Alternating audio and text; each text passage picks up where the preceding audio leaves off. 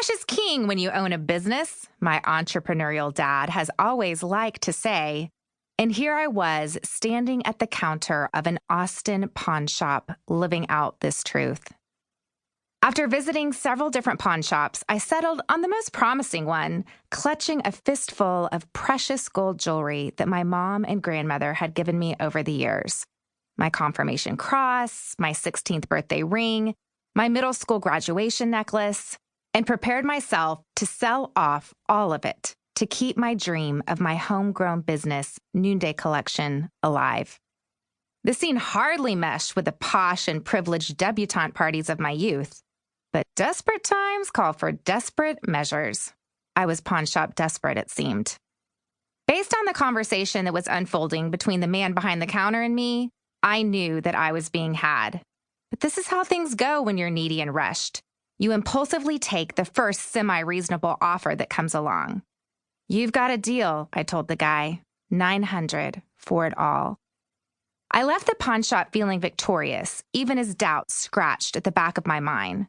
Would I later regret this decision to forever part with my family heirlooms?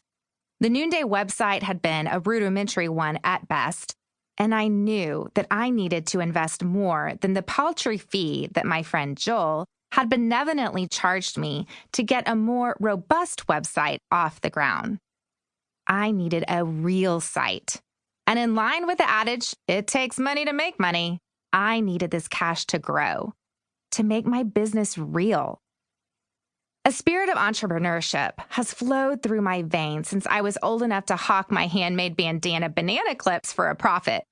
And even though I was terrified to step into the unknown, I was a woman on a mission to build a business and to bring home a bright-eyed little boy named Jack.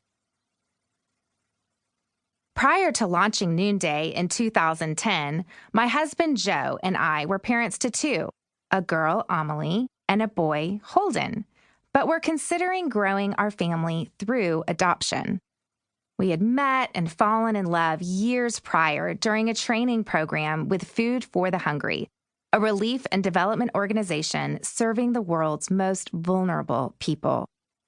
We soon realized that the thing that made our two hearts beat fast was partnering with those who were living in material poverty, often where injustice was great. 1 year after we'd met, Joe proposed to me on a wobbly pier over Lake Atitlan in Guatemala, where we lived at the time. I've since returned to this beautiful town several times to visit artists and partners there, and every time I can't help but think back on those early married life days when we were just starting to dream about how we could build a life of impact together. Joe and I settled into life after getting married, always with the intention of living internationally again. But then our two littles arrived, as did our Austin house flipping business. We would purchase, remodel, redecorate, and list every residence we could. And while we enjoyed the entrepreneurial challenge of real estate, we still held those Food for the Hungry days close to our hearts. On many occasions, we would look at each other following yet another tile versus concrete argument and just shake our heads. Was a life of purpose reserved for idealistic singles in their 20s? Or was it meant for home flippers with a growing family too?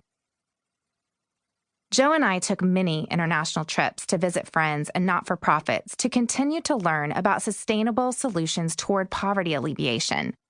These trips also served to keep our perception of the illusionary American dream in check, and to remind us that life for most of the world looked very different. On one of those trips, I held a child orphaned by the HIV crisis in my arms for the first time since becoming a mother myself. It was then that I felt a stirring in my heart that told me we would eventually grow our family through adoption. After Joe and I discussed the possibility of adopting internationally and realized that our hearts were aligned, we began to prepare ourselves for what this next big step could look like for us. It was during this season of preparation that we booked a trip to Uganda to visit friends.